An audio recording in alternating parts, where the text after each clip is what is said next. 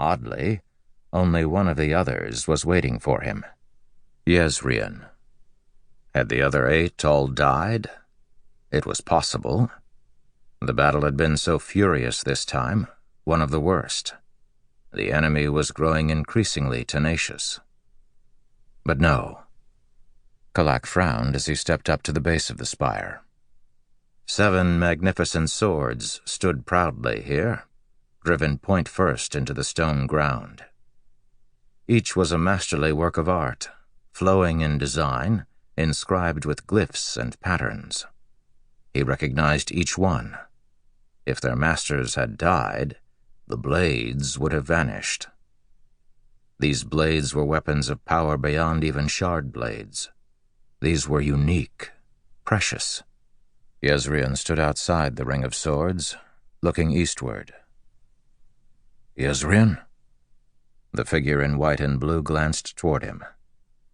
Even after all these centuries, Yezrian looked young, like a man barely into his 30th year. His short black beard was neatly trimmed, though his once fine clothing was scorched and stained with blood. He folded his arms behind his back as he turned to Kalak. "What is this, Yezrian?"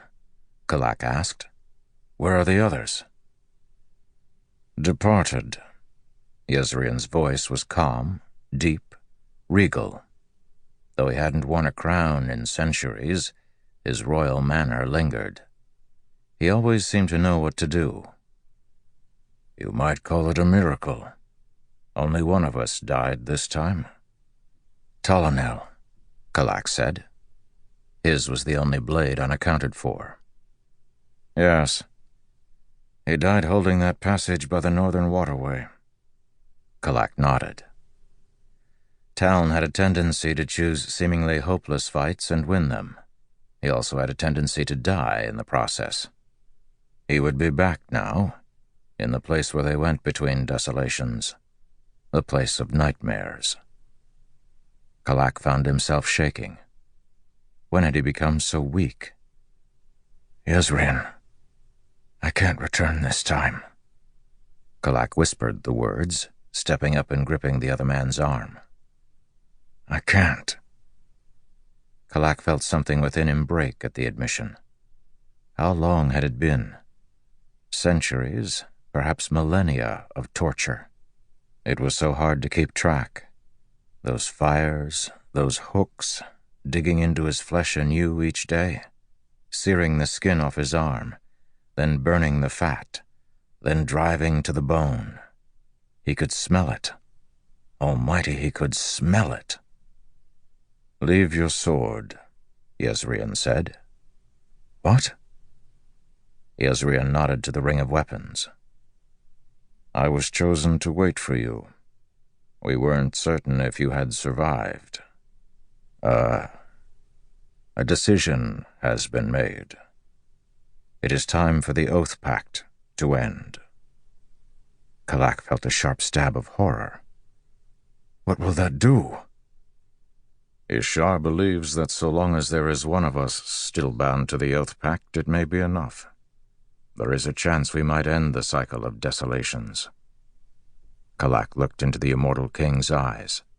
Black smoke rose from a small patch to their left. Groans of the dying haunted them from behind. There, in Yezrian's eyes, Kalak saw anguish and grief, perhaps even cowardice. This was a man hanging from a cliff by a thread. "Almighty above," Kalak thought.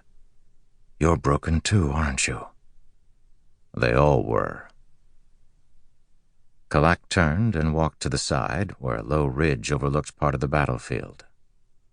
There were so many corpses, and among them walked the living. Men in primitive wraps carrying spears topped by bronze heads. Juxtaposed between them were others in gleaming plate armor.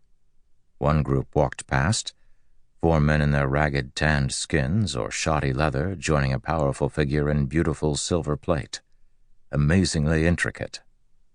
Such a contrast. Yezrian stepped up beside him. "They see us as divinities," Kalak whispered. "They rely upon us, Yezrian. We are all that they have."